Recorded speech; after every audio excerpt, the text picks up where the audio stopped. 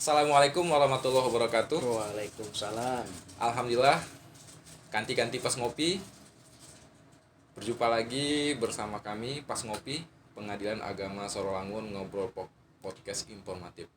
Suatu kehormatan, alhamdulillah pada kesempatan ini kita kehadiran narasumber seseorang yang begitu luar biasa di peradilan agama, yakni Sekretaris Ditjen Badilak Bapak Dr. Andes Arif Hidayat SHMM. Assalamualaikum Pak. Waalaikumsalam warahmatullah. Alhamdulillah, ini merupakan suatu kehormatan begitu yang luar biasa karena setelah kita mencoba mengagendakan waktu untuk mencari waktu, sehingga alhamdulillah dalam kesempatan ini kita bisa bersama-sama berdiskusi, berbincang dengan Bapak Sekretaris Ditjen Badilak.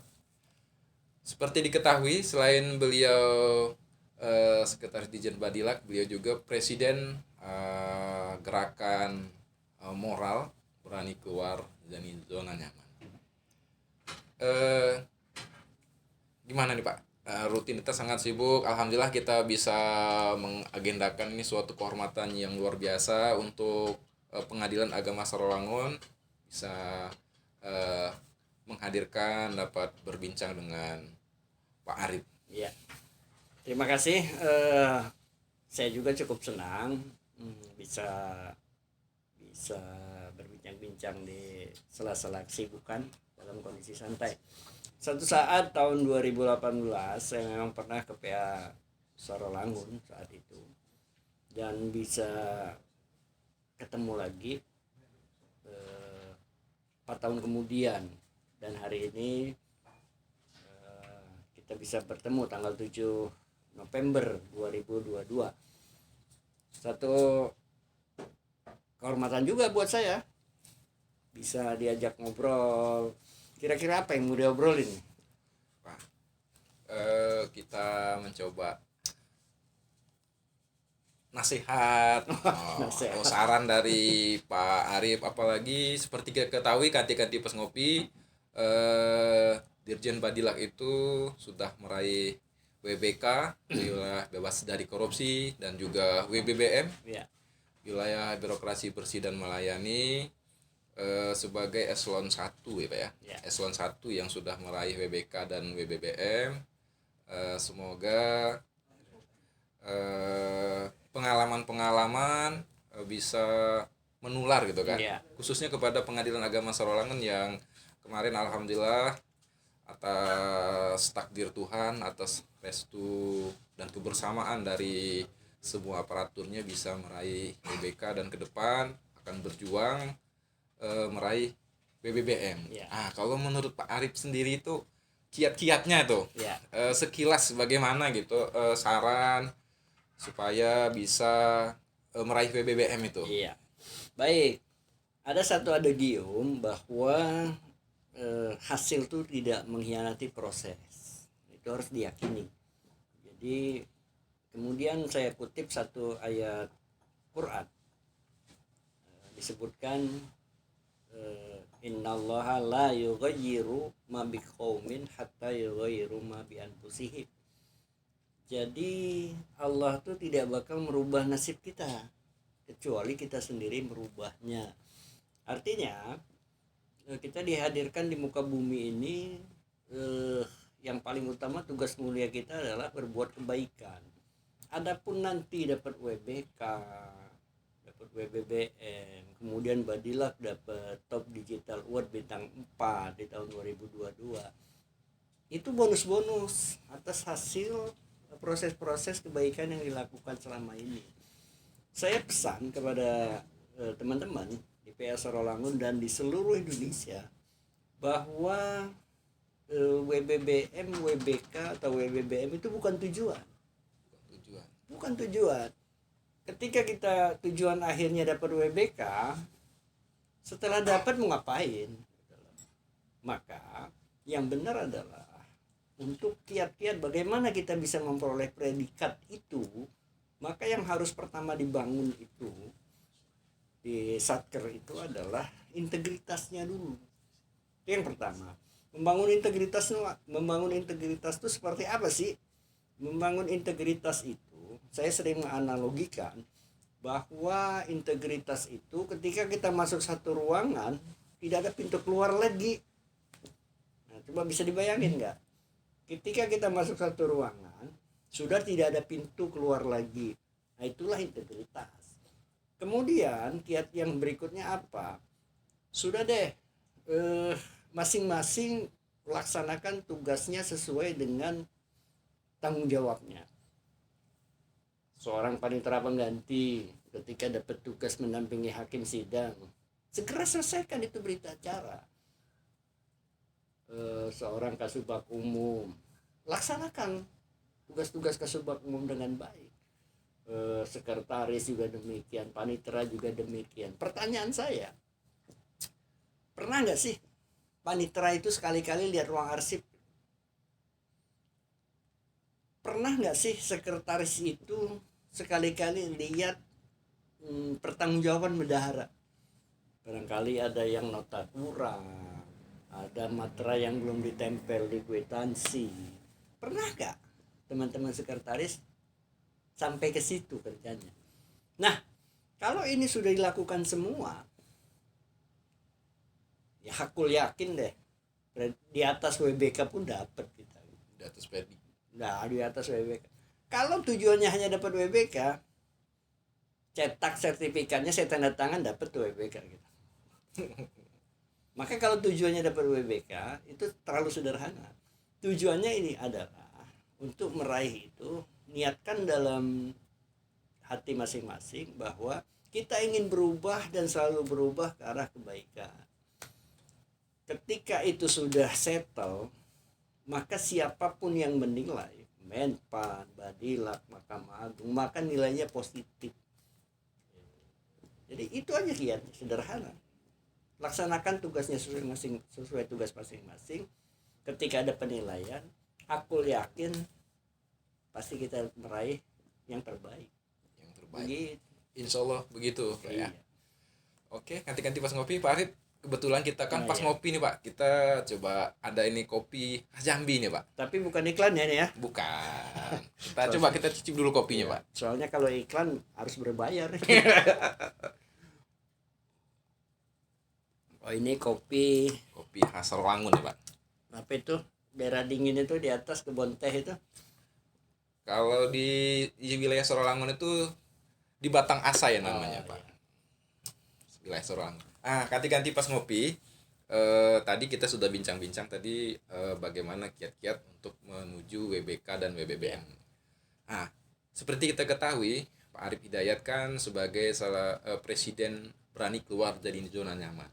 Kalau kita membaca karya beliau dalam tulisan-tulisannya yang seperti kita ketahui, sebelum beliau menulis 2 buah buku, kita juga bisa melihat di tulisan-tulisan beliau di blog Pak Arif, itu banyak sekali tulisan-tulisan beliau yang mana tulisan-tulisan tersebut diantaranya yang berani keluar dari zona nyaman ataupun 54 km tersebut itu memberikan dorongan dari dalam. Misalnya dalam menghadapi WBK dan sebagainya itu 54 km itu diantaranya ada komitmen dan sebagainya. Kira-kira gimana menurut Pak Arif nilai-nilai berani keluar dari zona nyaman tersebut bersinggungan dengan berbuat yang terbaik? Iya. Gitu. Gimana Pak? Baik. Saya ini presiden tanpa pemilu. Nggak memilu Pak ya? Tanpa pemilu. Jadi memang deklarasi teman-teman aja sebetulnya. Jadi BKDZN itu bukan punya saya. Berani keluar dari zona nyaman itu bukan punya saya. Punya siapa? Punya semua orang yang mau berubah. Dialah ownernya BKDZN. Jadi saya hanya menggagas saja. Kemudian ini gerakan moral, bukan organisasi massa atau semacamnya. Ini hanya sebuah gerakan moral yang mengusung visi menjadikan hidup kita ini lebih bermakna dengan selalu menyertakan Allah Subhanahu wa taala dalam setiap aktivitas yang kita lakukan. Kenapa? Kita ini nggak hebat-hebat amat jadi manusia. Nggak ini. hebat-hebat Nggak amat. hebat-hebat amat. saya bisa begini itu bukan karena saya hebat. Tanpa campur tangan Allah, malam ini kita nggak ketemu. Nggak ketemu. Benar Takdir. ya? Nah, tanpa campur tangan Allah, host kita ini Ropel nggak jadi kasubag di Sarolangun. Nggak jadi kasupan. Jadi kita ini nggak ada apa-apa. Maka setiap aktivitas yang kita lakukan wajib hukumnya menyertakan Allah, Tuhan. Apapun agama dan keyakinan Anda. Nah, gimana mewujudkan hidup kita ini lebih bermakna? Maka kita harus paling tidak ada 4 hal yang harus kita kerjakan. Yang pertama, orang-orang berani keluar dari zona nyaman itu harus saling memberi. Apa yang diberi, punya ilmu, beri ilmu. Punya materi, beri materi. Punya apa saja, beri. Rasulullah bilang, kalau memberi itu berikan yang terbaik. Saya pernah ngobrol dengan teman di Jambi, Yudhistira, tahu Yudhistira ya. Jadi kita ini hari ini baru sebatas prihatin, oh kasihan ya. Tapi kita nggak pernah berbuat. Coba ketika kita ngomong kasihan, mulai kita ringankan tangan kita untuk nih loh, bentuk kasihan saya. Belum ada sejarah orang yang memberi itu jatuh miskin. Itu perlu dicermati. Kemudian yang kedua, orang-orang berani keluar dari zona nyaman itu harus saling menerima. Artinya apa? Kita tidak anti kritik. Silakan. Orang mau menilai kita harus menerima itu. Dan kita tidak boleh melarang orang untuk menilai kita. Nah, gimana supaya nilainya baik? Ya kita harus berbuat baik. Jadi sehingga penilaian orang terhadap kita itu nilainya positif. Maka silakan orang mau ngasih saran, mau ngasih kritik, mau ngasih cemoohan sekalipun, terimalah itu sebagai evaluasi kita untuk memperbaiki diri terus. Nah, yang ketiga, kita harus saling menerima. Mengingatkan. Tadi memberi, menerima, yang ketiga mengingatkan. Ya kita ini kan kalau bahasa agamanya kadang iman kita naik ya. Kadang-kadang. Kata Al-Ghazali dalam Ihya Ulumuddin itu. Kadang iman kita naik, bagus itu. Tapi kadang-kadang turun. Nah, inilah kita harus saling mengingatkan. Mas sepertinya salah deh yang dilakuin, gitu loh. Kita saling mengingatkan. Sehingga kita bisa menyelamatkan teman kita untuk tidak terjerumus lebih dalam.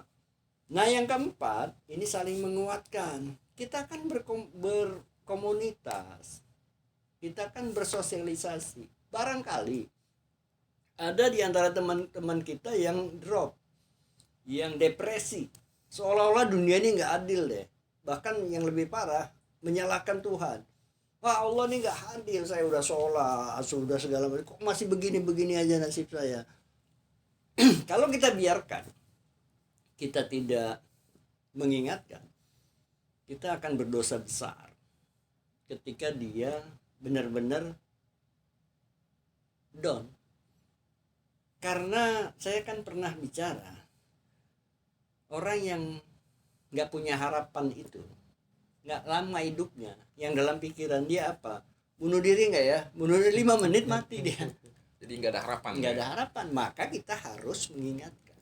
Kalau kita berhasil mengingatkan dia, bukan hanya dia yang kita selamatkan, tapi dia punya keluarga, punya anak istri, punya orang tua, punya semuanya terselamatkan.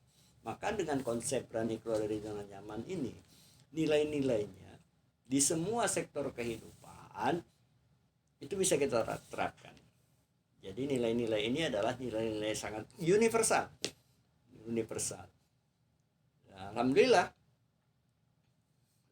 teman-teman saya di seluruh Indonesia dari Sabang sampai Merauke, kalau dihitung jumlahnya, kalau 1.500 lebih itu yang masuk komunitas gerakan moral ini. Hebatnya tanpa berbayar, tanpa iuran anggota, tapi nilai-nilainya jalan.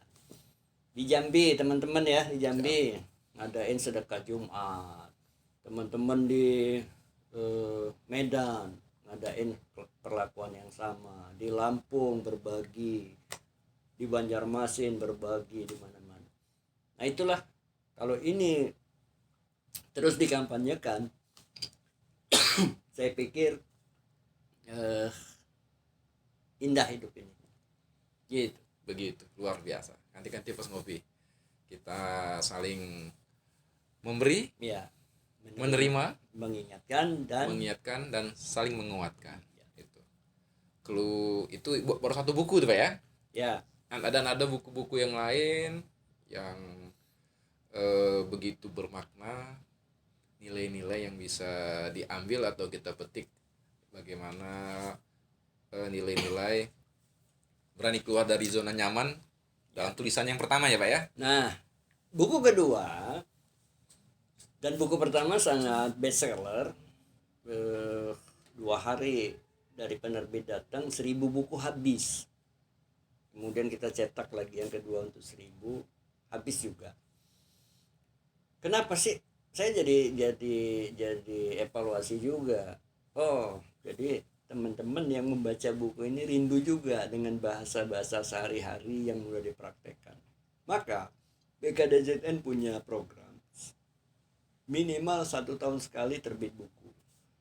Maka tahun 2022 kemarin itu terbit buku hanya 54 km Anda dapat mengubah dunia. Hebat kan? Jadi jaraknya nggak perlu jauh-jauh. 54 km. Kalau dari Sarawangun kemana itu? Baru setengah. Berarti baru Tembesi ya. Dari Sarawangun Tembesi lah. Tembesi baru setengah ke Jambi. Ya. Jadi belum nyampe Jambi udah bisa nyampe Jambi merubah sudah dunia. bisa merubah dunia. 54 km saja. Itu di buku kedua. Di situ apa intinya? Di hanya 54 km Anda dapat merubah dunia itu. Ada 5 kannya itu. 5 kannya itu untuk nilai-nilai yang harus dijalankan organisasi. Ada komitmen, ada kerjasama, ada kontribusi, ada komunikasi, gitu kan. Jadi ada nilai-nilai untuk membangun organisasi yang baik. Kemudian yang untuk individu ya tadi yang 4M tadi. Nah, tunggu buku ketiga sebentar lagi terbit dalam 2 minggu ini. Saya bocorin dulu judulnya, menghimpun yang terserak, mengikat yang terkumpul. Maknanya apa? BKDZN mau berbuat baik, alhamdulillah. Tapi dengan penduduk dunia yang 7 miliar barangkali sekarang, nggak mungkin BKDZN sendirian. Nggak mungkin. Maka sekarang banyak orang yang berbuat baik tapi terserak-serak. Nah, coba kita himpun yuk sekarang. Setelah terhimpun, ya supaya jangan lepas lagi ya harus kita ikat. Nah, itu untuk buku ketiga yang sebentar lagi dalam waktu paling lambat 2 minggu lagi terbit. Jadi itulah yang baru bisa kita perbuat untuk berbuat. Belum seberapa, masih banyak di luar sana orang yang berbuat baik lebih dari kita. Tapi kalau kita ini nggak kita kampanyekan, kan sayang gitu. Saya mau berbuat baik, wadahnya nggak ada, masuk BKDZN. Kita akan sharing di sini. Jadi BKDZN itu bukan latihan menjadikan orang itu hebat, tapi BKDZN itu isinya memang orang-orang hebat yang bisa menularkan kepada yang lain. Begitu. Luar biasa, ganti-ganti pas ngopi. Sekelumit buah karya Ya. yang telah disampaikan oleh Pak Arif tadi melalui 2 buah buku yang begitu fenomenal, dan saya kira tulisan-tulisan tersebut bisa didiskusikan, bisa dikritisi secara akademis. Silakan. Luar biasa. Kalau saya pribadi membaca tulisan-tulisan dari rekan-rekan berani keluar zona nyaman ini, itu bisa kita kritisi dan sangat akademis.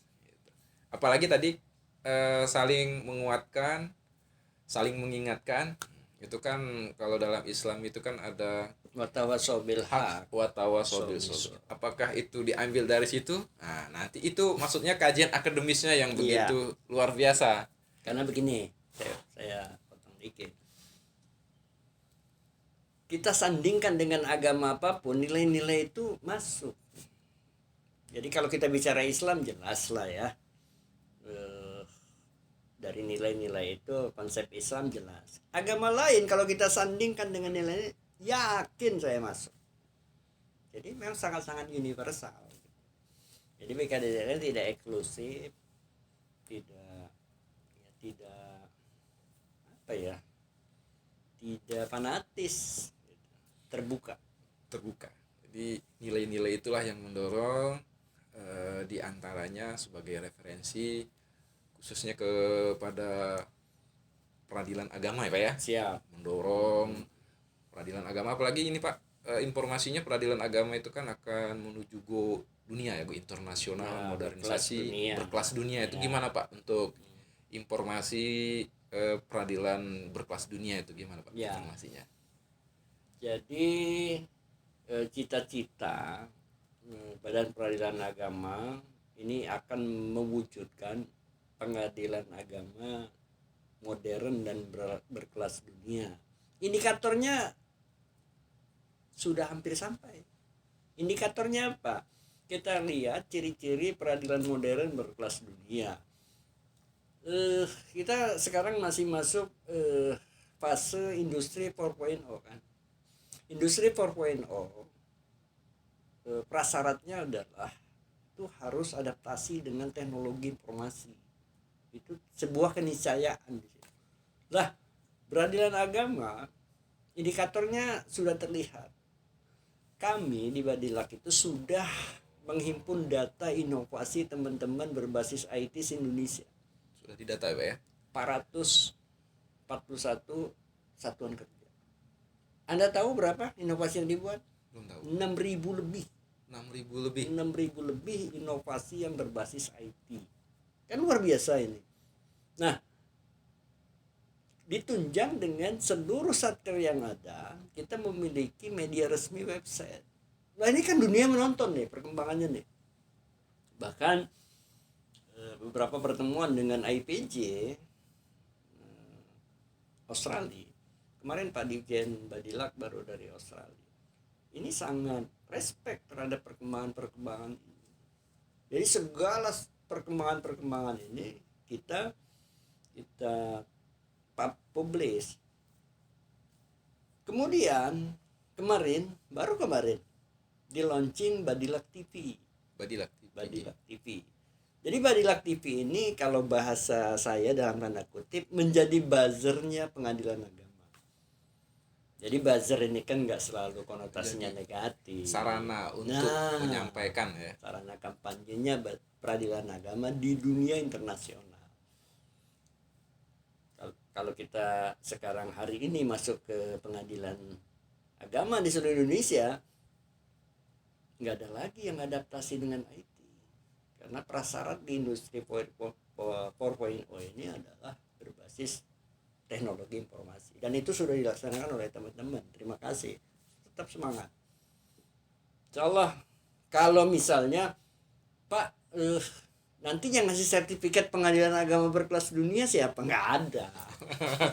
Ya kan itu kan? Sertifikat lagi nggak ya. ada. Karena bukan sertifikat yang kita kejar, tapi pengakuan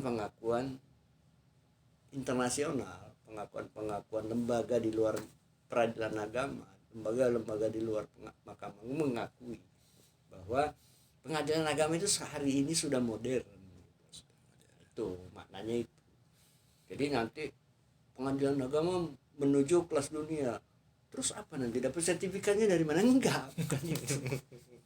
Bukan itu. Jangan dikira dapat sertifikat Ya, lagi. enggak. Atau dari PBB mungkin Pak. Enggak. Begitu ganti-ganti pas ngopi. Nah, kita sudah hampir tiba di penghujung nih Pak. Ya.